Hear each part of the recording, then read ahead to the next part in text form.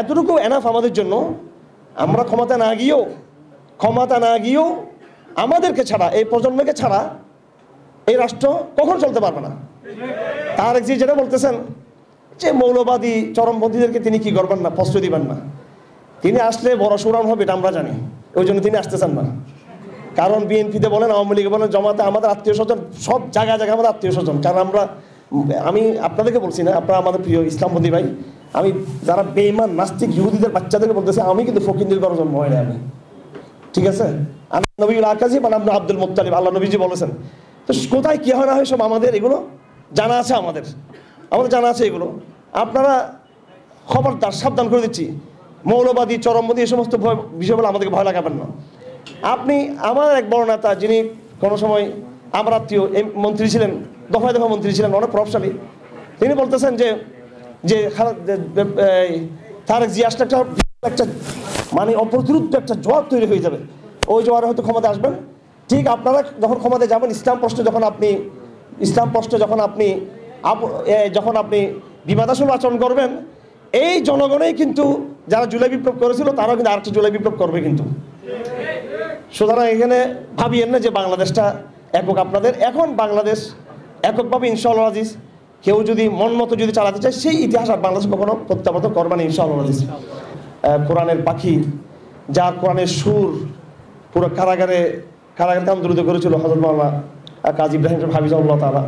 আমরা ওনার তাকওয়ার দিকটা দেখি না, ওনার অফলাইনে যে একটা জীবন আছে ওনার আল্লাহর সাথে, তার যে এই জীবনটা আমি কারাগারে দেখেছি, এটা আমরা দেখি না। উনি কোন সময় কি মন্তব্য করছেন করোনার সময়ে, বা কোন সময় কি আধ্যাত্মিক স্বপ্ন ব্যাখ্যা দিয়ে, শুধু আমরা ওইটা নিয়ে ট্রল করতে থাকি। কিন্তু তার যেটা বিশাল সাধনা, এই পুরো অডিয়েন্স আমরা সবাই ব্যস্ত, একমাত্র একজন ব্যক্তিকে দেখা গিয়েছে যিনি ব্যস্ততার ভিতরে কোরআন শরীফ এক পারা দুইবার পড়ে ফেলেছে এখানে বসে বসে।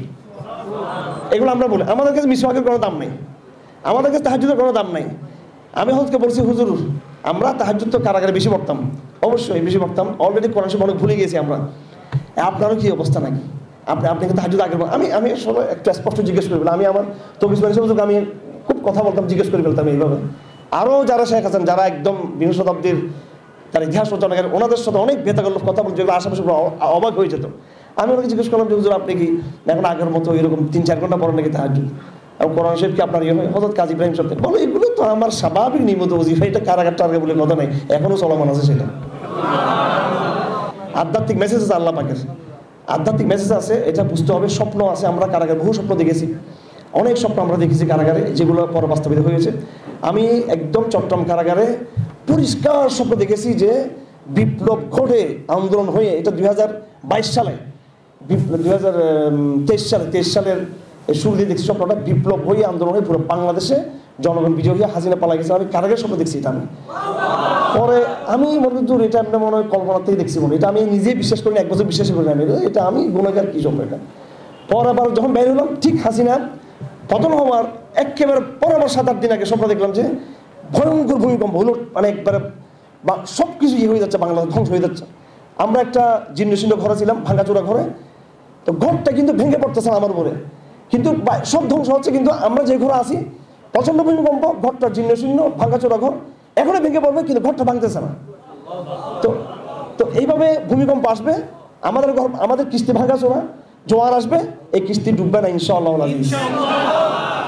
আল্লাহ পাক আমাদেরকে, আমাদের নবীজিকে দুনিয়া থেকে উঠিয়ে নিয়েছেন এই 1400 বছর আগে, কিন্তু নবীজি মাধ্যমে একটা যে দিয়ে গেছেন আমাদেরকে, সেটা আপনারা জানেন, বলতে পারবেন সেটা কি? কিতাবুল্লাহ সুন্নাত রাসূল তো আছে, সেটা তো আছে। আরেকটা কি দিয়ে গেছেন? ওহীর একটা অংশ, সত্য স্বপ্ন। যত দাজ্জালের জামানা কাছাকাছি হবে, ইজা তাকারাবা জামান তাকাদুল ইলম তাসদুক, যখন জামানা যত নিকটবর্তী হবে, কিয়ামতের দিকে যাবে, মুসলমানদের স্বপ্নগুলো সত্য হয়ে থাকবে।